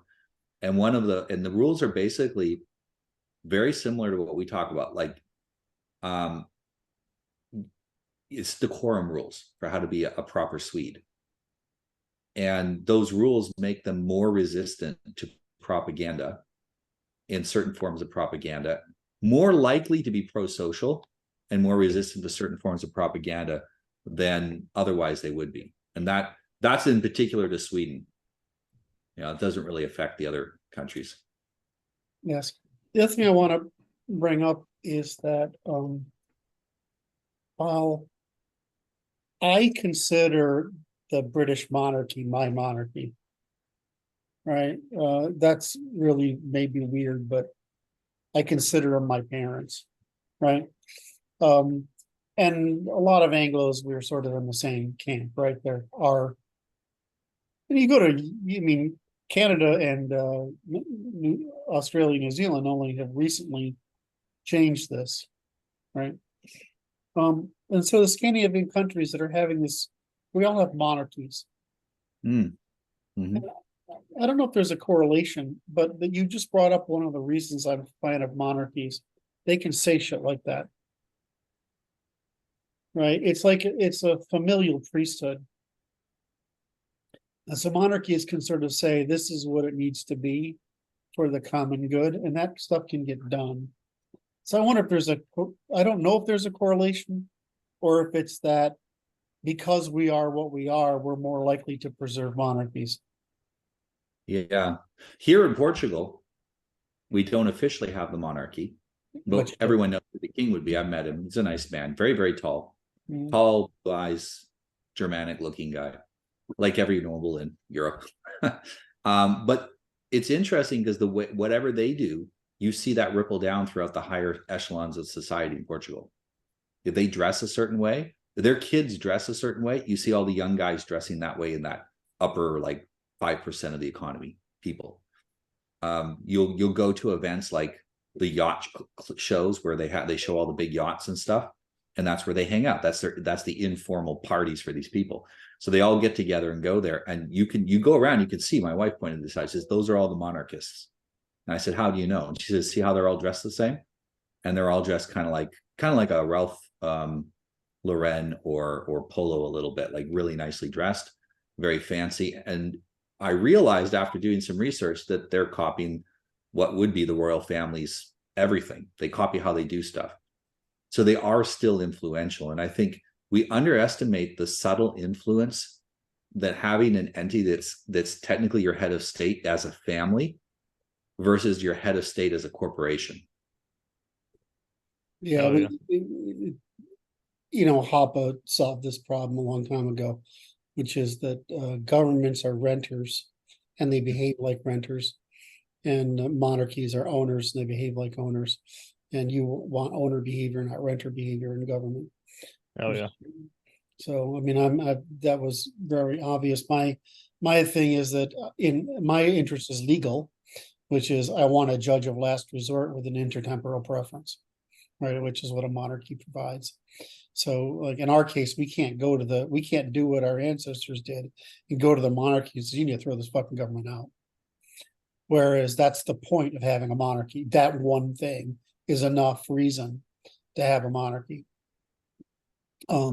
But so anyway, what I'll try to do for the next meeting is I'll try to collect that information so we can talk about it more, because it's a subject that has deep legs, which is why is it that some of us in some countries are, I mean, and you would think that American is so heavily Germanized that, right, that we would have the same things as German. I mean, I always tell people, you know, England went English after 1830, right? They went sort of but before 1830, England was UK was just another West Germanic part of the extension of the Holy Roman Empire, right? I mean, it's just happened to be the naval branch instead of the continental branch. So America is that combination of pre 1830 German and English, and and most people don't know this, that when they wrote the Constitution, they wrote it in English and German because so many people spoke German. And the only reason we don't have any copies is nobody wanted to fucking pay for it. It's like a budgetary constraint on producing the copies of the which just to this day I find, not sending the slaves back and that, or just like, oh, let's create a budgetary anyway. So I'd like to talk about why is it that we're having, especially our middle classes, our middle and working classes, they're having kids. I think an interesting corollary to that is so often throughout history, we would have these monarchies, and in many cases, there were many cases where you'd end up with eunuchs taking over the court, and it would do this. It would spike up in productivity and wealth and then crash. The eunuchs never managed to get anything to last that long, usually. Usually it was a spike and then a crash. Why is it that people who don't have familial interests, why do they always run the government so badly? It's because they don't care about the future. Because they're the renters. Yes, exactly. And we're currently run by a bunch of eunuchs. Or they can exploit things enough to take care of their own offspring at the expense of the rest or the whole nation. Yeah. So to answer Curt's question, I mean, let's just look at the differences, right? And this is my theory. If you look at the biggest difference between United States and that of Germany and Italy is after World War II, we essentially neutered the warrior class of those countries. We have forced them to outsource their self-preservation, their defense to the United States. Yep. And there's something to be said about that the effect of that on the male populace. So a few years ago, I was working with a couple of guys. They sold their company to Microsoft, and they're over here. And I'm working with them for transferring a bunch of stuff. And just, off a social thing, I offer one of the German guys, hey, there's things that you cannot do in Germany that we can do here. How about I take you to a gun club and let's go shoot some guns? And he was, I think he very politely declined. He's fairly vehemently against it, in that in school since a very young age, they have been indoctrinated into associating violence with bad. And that's not like, I didn't offer him to go join the militia and learn how to patrol in the woods. I offered him to go just like a safety lesson recreationally. Yeah, it's sad. I think Noah said something earlier that reminded me of that. I think you just I was thinking that you definitely made the connection to World War II and how, a lot of it I think was a direct ramification of that, and how Swedes haven't really had that happen to them as much. Well, here in Eastern Europe, say what you will about communists, but they had mandatory military service for 2 years. That's important. They actually mustered 2 or 3 years ago. They actually mustered again. like all the men. There was no penalty if you didn't show up. But they said, if you are able-bodied, show up at your place that you're assigned. We're doing the muster again. Where was this, sir? Sweden. Yeah. They did a full muster of all able-bodied men should go to the whatever area that they were assigned, and there was no punishment if you didn't. I think they wanted to read how many men would show up, because they're recognizing this is withdrawing from Europe, and they're like, if we have to defend ourselves, how many guys would voluntarily participate? You know, just an experiment. Swedes, Norwegians, and Finn in NATO. They say they punch above their weight. Yes. Oh yeah, absolutely. My friend, that when I was up there, he said he used to go to football games around Europe.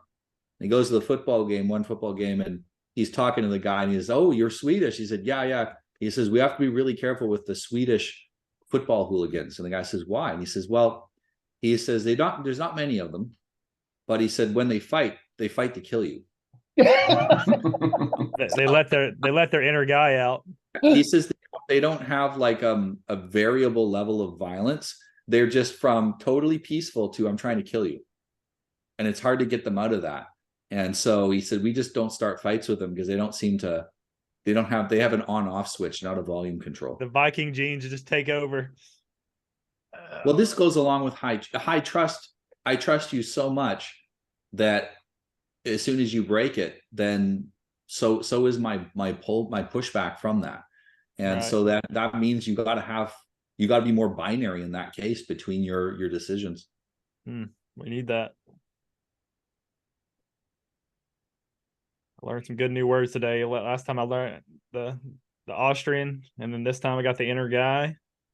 I got cognitive technician from Brandon. That was another good one. We got some good vocabulary development happening. Love it.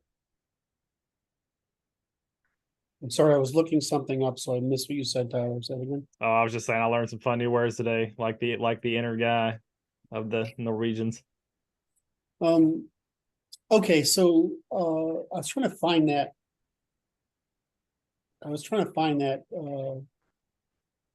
Graph on reproduction. So I'll try to find it because it would close this together. So Noah, can I take you back to your?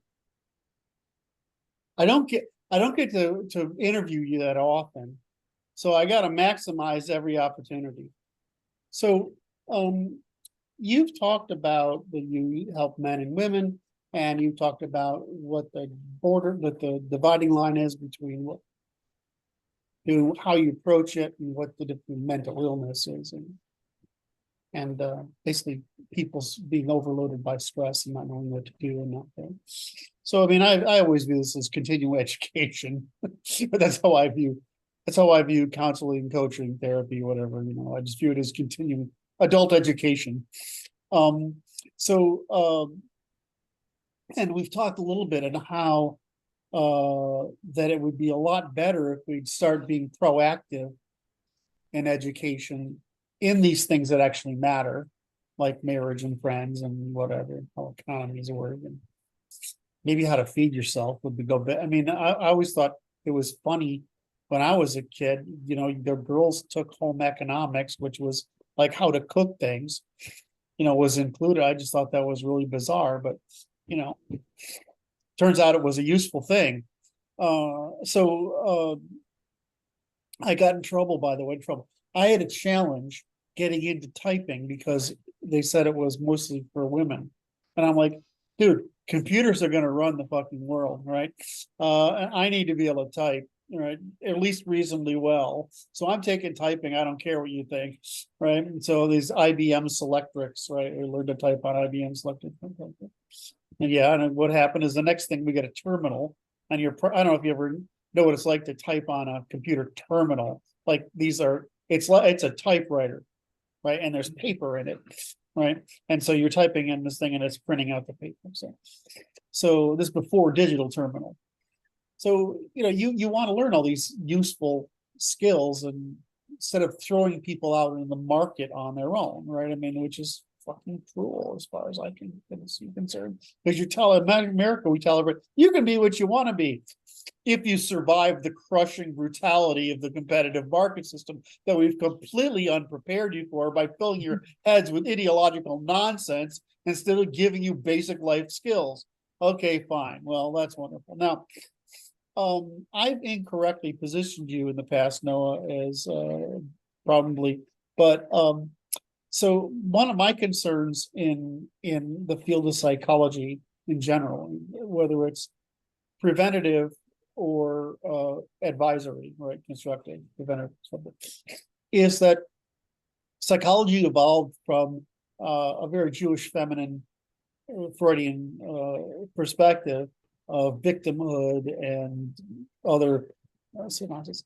And my view is that we have that the 70-30 or 80-20 participation of men in any kind of counseling, right, it's mostly women, right, is due to the fact that it's actually offensive for a male to go through traditional counseling, right? Because it's so effeminate, it's fucking revolting. Yeah. And I've explained this to a bunch of them. Of course, who's self-selected for that field is the people who can't comprehend that, right? But in general, it's actually offensive. And I said, well, the difference is when I talk to a therapist like you, is that I'm coming to you because I have a specific problem. And I don't want to burden my friend. I mean, I've burdened my friend Noah with it a few times, but I mean, I don't want to burden my friends and family with this stuff all the time. So I just want to work through it in an isolated environment where I can.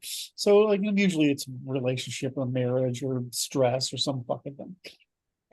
Word done. I'm trying not to swear. So the problem is, as I said, look, I can translate what you say in feminine language, I call it therapy words, into male terms. And so I can make it unoffensive. But I got to tell you, everything you say to me is actually revolting. Every word you use is offensive. And the whole process is revolting. I'm not looking for a way to sedate my emotions, to justify them. I'm looking a way to understand what I'm doing wrong in order to carry the burden of the emotions that occur when I'm in a condition of stress. And for me, and Noah teased me a little bit this in our last session, which is I just need to freaking understand and my emotions will adapt. That's not normal, right? Noah, that's not normal. No. Right. No, normally we work on the emotions and the rest of it follows that. Follows, right. So, but I understand why most guys think of therapy as disgusting, right? Because it's actually that you're a victim or you're ill, rather than what you say is you're just under a lot of stress. There's nothing wrong with you. You're under stress. You're having a normal human reaction to stress, and you frankly lack the skills to get out of the stress or at least handle it. And so I'm giving you the tools to handle the stress, and sometimes that requires a bit of work, right? I mean, because you've got to get around, you've got to find a way to insert this idea into a mind that generally is trying to resist it. Well, men need and want to hear it's your fault. Yes. That means it's also you're the one that can solve it. Yes. Yeah. And women, mature women actually want to hear that too. They want to hear things you've been paying attention to aren't your fault, the stupid things you need to ignore, but it's your fault for paying attention to those, and you can fix it. Yes. And the thing is almost all my female clients are actually very mature women. Yes. Even if they're young. Well, they're selecting for you as a counselor, obviously, right? There's a reason for that. Yeah. And some of them have said specifically, I'm coming to you because I know that you're going to you're going to set boundaries on me, while at the same time being empathetic, because you have to mix the two things together for women. Right. With men, you're only empathetic in the sense that you must understand them, but they don't need you to like empathize with them in order to help them. You just need to do it in order to understand the problem that you're going to go after. Yeah, I would say that's really good. Men want to be understood. Yeah. They don't need your emotional consent or approval. Yeah, I don't need to hug them and pat them on the head. It's fucking annoying. I mean, I just want to. Women love that though. It's part of the coaching process that I tell women a lot of nice things about themselves. Yes. Because you'd be surprised how low most women's self-esteem is. People think their self-esteem is really high. What it is when they go out in public, they have to pretend it's really high so they don't keep crying all the time. And then as soon as they're not in public anymore, it crashes back to what it really is. And it's often quite low. And so, letting them know that that's not real, that they're actually good women, and these are the good things about them, helps a lot. But guys usually don't care about that. They don't need to know. They kind of know that they're good. They just need to know how to solve the problem, because the solving of the problem is the indication that they're good to them. Mm-hmm. Hell yeah.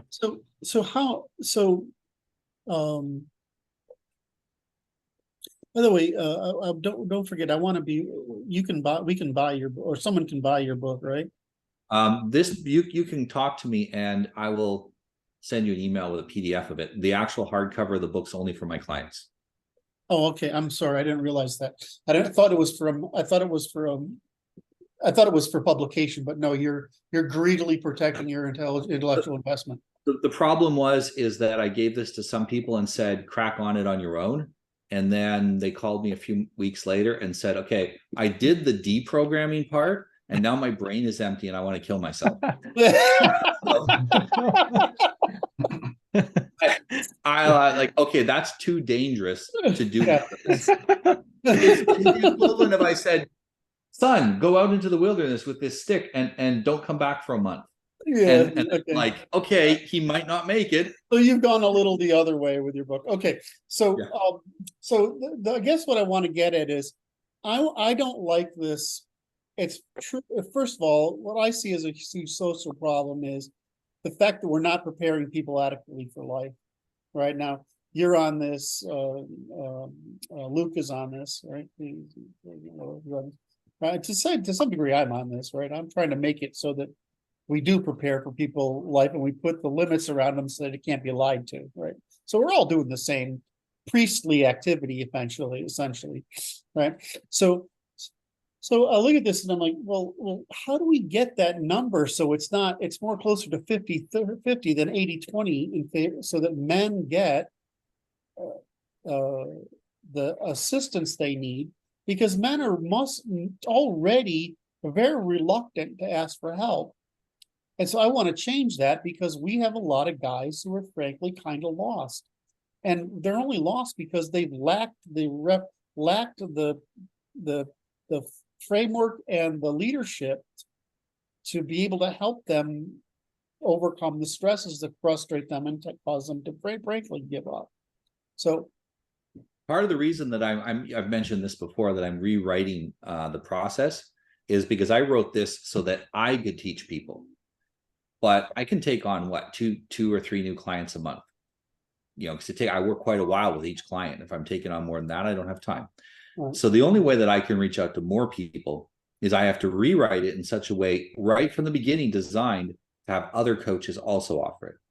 And then I'm going to take 10 of our guys and train them, get them out there. And when they're full, they have a full caseload of people, I go and I train 10 more, and I just keep doing that until we create an actual institutional solution.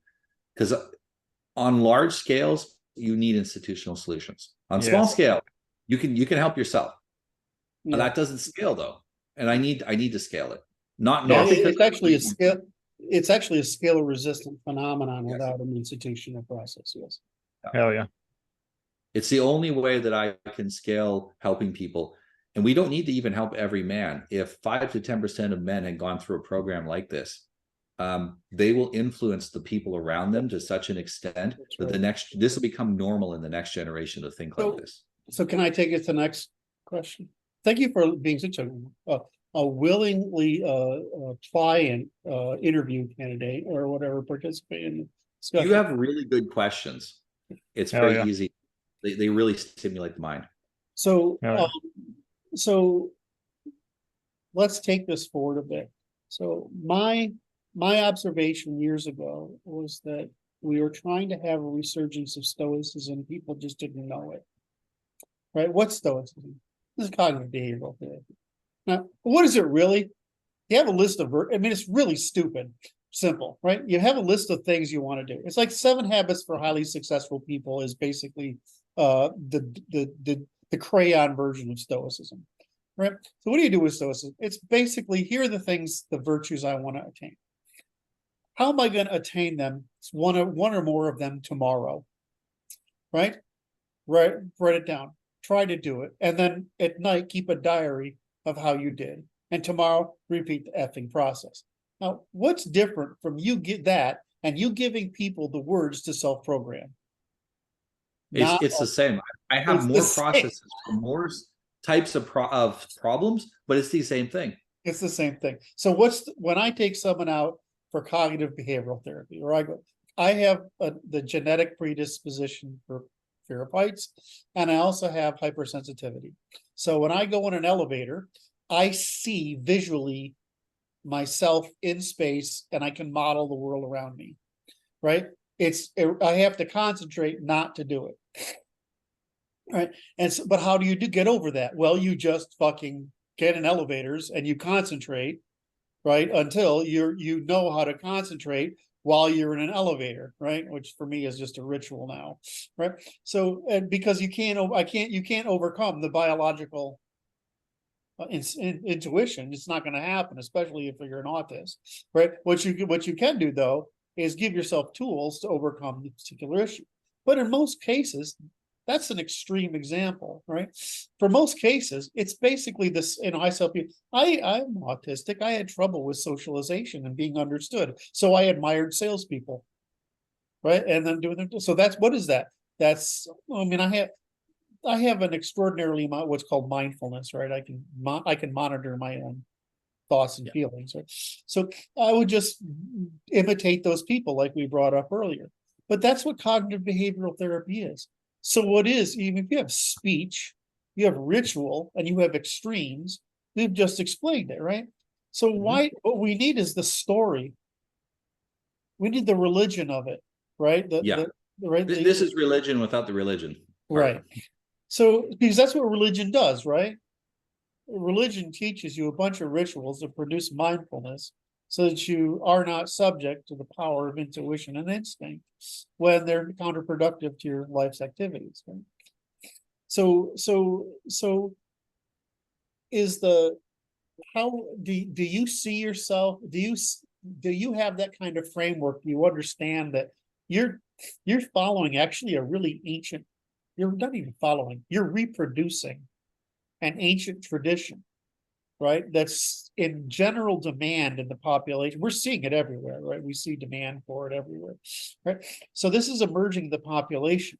Do you see yourself producing this kind? Because when I look at your stuff, I'm like, shit, he's really doing it. So I have had several people tell me that the role that I'm playing is as a shaman. So they said the two things shamans do is they help you with trauma, the physical illness as well, and they excise your demons, which isn't actual entities. It's the bad programming you have. They get it out of you. And it's not even, it is good to reprogram yourself with healthy, healthy things. But first you got to get the bad out. Get the bad out. The healthy pulls in the vacuum. And yeah, I see that's the route that I'm going in. And there are things I will tell you when we're in person, more interesting things that I don't really want to share in public or even with everybody. I trust you to tell you. But yeah, we're on a route to a place where what I think is that any church can then implement this in their own place. Any religion could implement this because it doesn't affect their theology. It's theology neutral. I didn't expect that answer. That's smart. Yeah. Because to scale up a religion means I have to go against every single other religion out there. Well, I wasn't thinking in that terms. I understood your way, but I was just wondering if your framework of in other words, I look at you and your work, and I look at what Peterson was trying to do before you blew up, right? And I look at the field, and I look at the market that's the demand for basically mindfulness. And then you have you and you have Luke and you have me and the other guys here. It's, we're all doing things from slightly different positions. And I look at it and I was like, well, it's really obvious to me what's going on with your work. And I just like it because it doesn't have the problem. Stoicism doesn't have the Freudian feminine victim problem. it actually cures the problem. It doesn't actually make it worse. And so, and I mix a bit of Epicureanism in with it as well. I tell you at the beginning to withdraw from all stimuli, like try to withdraw from all the extra stimuli. You eat your plain food. You don't stop with coffee, stop with all of that kind of stuff while you're in the course. But at the end, I tell you, you need to go back and seek joy, because otherwise you're not going to enjoy your life. So that's some of the Epicureanism I as have well. to give up my fascination with pretty girls, pretty women that I see. Just for the 90 days that you're in the course. Okay, well, I can do that for 90 days, but I really like women. And well, and that's the whole thing. That's the only thing that Stoicism kind of misses out, and the Epicureans mentioned, is that it can be very dry, and that doesn't appeal to most people. You need to add the joy back in. The joy needs to be a part of it. There is no point in living well so that you can be miserable. I want you to live well so you can be, you can be thrilled and excited and happy. The argument is that Stoicism has been abused by the failure, by the loss of the literature. But the way you would look at it from Aurelius' standpoint, which is the person we read most, is that it's the culmination of the Greek way. And so when you say I'm going to bring in Epicurus and I'm going to bring in Democritus, right? Those are all part of the same. It's just the culmination of the Greek way, the ritualization of learning the discipline of the Greek way. So I would agree with you. Well, I use the Socratic questioning all throughout the book, and the problem is that most people, their mind is so foggy and ambiguous what's going on in there. When they tell you stuff, you don't know if the words you heard bear any resemblance to what's going on in their head, and if that bears any resemblance to reality. You have to go through Socratic questions to disambiguate the person's phrases. And this is something that I do it so much with people that by the end of it, they're doing it to themselves. And they're coming to me and they're saying, I got this big problem. They book a session. I got this big problem. And okay, well, talk me through the problem. And they end up doing my part of it as well. Because they learn as well. And at the end of it, I'm like halfway through, they usually say, I didn't really need to book a session. I kind of figured this out myself. And I'm like, yes. That's what the session did for you. Yeah, that's why you took the course. You're welcome. You're welcome. I had one client that says, everything in my life is better. I'm not exactly sure what happened, and I can't figure out what you did. I'm like, that I did it right. That's brilliant. Yeah, that's the idea of like implementing this stuff on like a community level or starting to scale, is that it starts to, like you said, it just starts to kind of become part of the culture, and it's the default. We're not having to deprogram people anymore because it's just what they came up in, and so that's the long-term goal. Can you imagine a community of people that had gone through a program like this as part of the way they were raised? How robust they would be against external attack. We lose on the right because of errors we make. It's not that the left is better than us. It's that we make a lot of dumb errors that undo our own work. We're our own worst enemy. If we stop making so many errors, we're right, we'll be fine. And most of those errors are coming from psychological quirks people have that they haven't processed properly. And if you're not dealing with those things, you're going to have an incredibly robust society. Hell yeah. So the novel piece I got out of this, which was helpful to me, was that I assumed you'd have to make a new religion out of what I would consider the Stoic method, but whatever you want to call this, the method of achieving mindfulness through non-silly means. Or through direct means is probably the best answer. But what you're saying is that any religion could begin to adopt this. Any religion, a company could say, look, I've talked to owners in big companies and they say, our problem right now is that everyone's crazy. And they don't mean crazy, like it's a colloquial term. And how do these people can't get along with each other? They don't know how to work together. They don't know how to cooperate. They don't know how to deal with their own problems. The biggest reason people take off work right now is mental health illness issues. This is extremely expensive. If I was running a company the size of a Google or a Microsoft, I would be implementing a soft version of this, with the option for the people to go deeper into it as a purely cost-saving measure, so that people could stop fighting with each other and get to work. Yes. And stop missing so many mental health days, because they're not actually crazy. They don't know how to deal with normal stress. And even when they show up, they can't. The boomers think the young people are lazy. They're not lazy. They just never taught them how to cope with life. Right. Yeah. Then they don't know how to cooperatively compete and cooperatively conflict. And which is the result of this feminization of the entire spectrum, without the scope of which is just, I mean, the degree to which this has been harmful is, I understood it originally at its political scale, but the degree it's been harmful at the social and economic and interpersonal scale is just horrific. I'm actually pretty excited about the Elon Musk, Mark Zuckerberg fight that's coming up. This signals a masculine shift in elite politics. I actually think that's what it's signaling. So I don't know what you're talking about. Yeah, you don't know this? Zuckerberg and Elon are talking about having a MMA match with Joe Rogan officiating. This is like seriously talking about this. Well, Zuckerberg practices a lot. How tall is he? He's a bit on the smaller side, but he's training, and I see the videos. He hits well. He's quick and he hits well. But Musk is he's a big fucking guy. I was making a joke the other day. He wears those goddamn Chelsea heels. They're like 3-inch heels. He must be like 6'5". It's no wonder. I'm like, you playing that fucking game on us, bastard, right? Anyway, must be 6'4", 6'5" in those heels. Anyway, so if Musk got in shape, it'd be pretty interesting. But I don't know. I mean, I doubt it'll ever happen, right? I mean, will he actually train, or will he actually do it? Yeah, the lawyers will stop him. If he decides to do it, nothing will stop him. Yeah. If he decides to do nothing, I think it would be good for the sense that it's very inspirational for young guys to see him get in shape. Yeah. And if he can do it, we can do it. We're younger type thing, so young guys will say. But I do think even this talk like this is a shift towards masculinity being masculine ideas and outlook being acceptable again.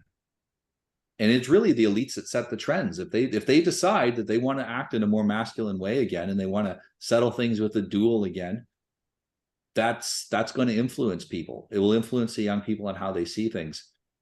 And really, to implement the kind of things that I'm doing, the leadership has to think in a masculine way, because the feminine leadership will not implement this kind of help, even if it's incredibly good for women as well. So let's see if I can draw this back. So if I reiterate the conversation, what I wanted to see is I think we covered all the points, is what is it that you differently, why, and maybe why is there a need for it in the world, and that what's its context how does it fit into the context of not only counseling and therapy and whatever, but into the context of the history of mindfulness, right? But not mindfulness and cooperation, how it would cure the issues, but also what you've addressed is how we can scale it, which is something that I've actually found very interesting before, because one of the proposals I put back, when the ideas I put back, was that the real problem with the churches is that they need counselors, not priests. And that this is the origin of the problem, is that when we had the church as the educator, it had the priests and it had the counselors and it has the teachers, and this is a pretty effective system for education. But without that entire framework being put in place, and without the continually updating technology, what we've had is this bifurcation between the church and its traditional morality, which is basically the centrality of producing individuals who are competent from persistence of intergenerational families that could produce socially coherent populations, whereas the education system is trying to produce a political end instead of a social end, and in Yes. doing so, it's created a cult, an education of people who are, and I was having an interesting conversation with somebody about this yesterday, about how much of a cult education has become. And the problem is, it used to be that, the preachers were your most educated, especially in New England, were your most educated people in the community, both in England and New England. But that if you look at teachers today, they're the dumbest part of the graduating class that can get into college. And so it's like, oh, we're educating our kids with these people is terrifying to me. And the only way to fix it, of course, is to change it to be education as a relatively highly compensated function for people who demonstrated success in life. In other words, we need to make teachers older. Or just do it ourselves. Just have our institutions like these kind of educational, cultural, church-like institutions, or like Noah's talking about, that kind of run in parallel and eventually replace. It's selecting. The problem is that these things are self-selecting, so people demonstrate a selection bias for us. We're not sitting here arguing about the people that come out of religious schools and private schools. We're talking about the people who come out of the institutional public schools, which are paid for by the public purse. So the problem is we have to make it institutional to agree. fix We have two phases of it. We have, how do we help ourselves, our friends, and each other? Yes. And that's got to come first, because we have no room to tell other people what to do till we're taking care of ourselves. Yes. And then, but how do we scale that? And you're right, it has to be institutions to scale it. And creating brand new institutions, like, you got 100 years, so we got to go back and reshape some. So here's something I have learned from studying law. It takes 10 years for a legislative dictate to become habit. In other words, to work, because what happens is it's got to work its way through all because we don't realize how this set of things is dependent upon this set of things, and it's like building codes, right? I mean, it's dependent on all this vast hierarchy of nonsense being distilled down into something, right? So it takes about 10 years. You can change a population in one generation dramatically. We can see, especially in Asia, which is a great example. You see what Asia's done in 20 years to change whole populations and their thinking. So it's really a one generation problem if we have the ability to take something that's procedural, in other words, something that can be taught, which is what Noah's working on, something to be taught, and put that into environments where it can be taught to people. And where we're teaching them is largely, I'm trying to defend against the ability for people to lie to them, and Noah's, and he's trying to defend against people's ability to be lied to, right? And so I think these things are very compatible, and I don't think it's 100-year. I know it's not a 100-year problem. No. Well, it would be if we tried to start everything from scratch. That's not what we're trying to do. No. All right, so we've gone over our 2 hours because Noah's effing fascinating. So if I got anything here, Francis, I didn't get to you with the stuff, anything today. Tyler, and I don't want to go much longer. Tyler, thank you for giving the interjections. Martin, you were silent as usual. Was there anything you wanted to contribute at all here? Well, I put it into the chat regarding to that you're still referring to the best cases to it, and today it's just helping evade responsibility, or you're just talking to leftists and was trying to get you to agree. Say that again. That modern therapists are often just helping you evade responsibility, or they're leftists who are trying to get you to agree with them. Right. Yeah, you're right. There's a self-selecting process there. Curt is still referring to if you don't work with me, vet against the things Martin said. If you need a therapist, or you want to talk to someone face to face and not online, definitely vet the way Martin, look for the things Martin said and vet against that.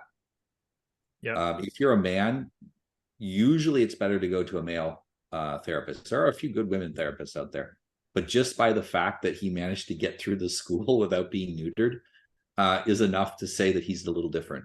And talk to them, ask them, how will my politics affect how you're going to treat me? Because most of the leftist ones are pretty open that, well, I'll treat you like garbage. And they're pretty open. They don't hesitate at all. So just be open back, to ask these questions when you go in to meet with them. And if you're not happy, don't go to that therapist, go to another one. Yep. Yeah, I mean, the problem with this is not only who's selected in it, but it's like most fields, is the top 1 to 3% is really freaking good, but it's hard to get to them because they're booked, like no other booked, right? They can be expensive. The thing is, that's not always true. What you really need is somebody who's reasonably intelligent, who's been in the business for 20 years, right? That's what you need, right? And you can tell pretty quickly if that person is empathic and open-minded, or trying to fit you into their formula. Yep. And there are therapists who will tell you there's something wrong with you. Matter of fact, I got a call from someone who had that experience yesterday. So in any event, Brandon, did you have anything you wanted to insert here? Yeah. I mean, you were giving us lots of gestures like positive affirmation. That's like, so like you're playing the cheerleader thing, but you didn't have any pom-poms or a skirt on. Well, I don't want to frighten anybody. Yeah, that would be Right. frightening. And we're gonna do all shaved heads, gray shirts, pom-poms next time. All right. I'm feeling it. All right. As for being a cheerleader, though, like, get out there and support people on social media, because doing this is cheap. Yeah, Mhm. yeah. All right, guys. I'm gonna end the recording, then like to stand for a second. So if like, subscribe, hit the bell, leave comments, and thank Noah for his participation. Because it's always welcome. I wish we could have him on every week. All right. Thanks, and talk to you later.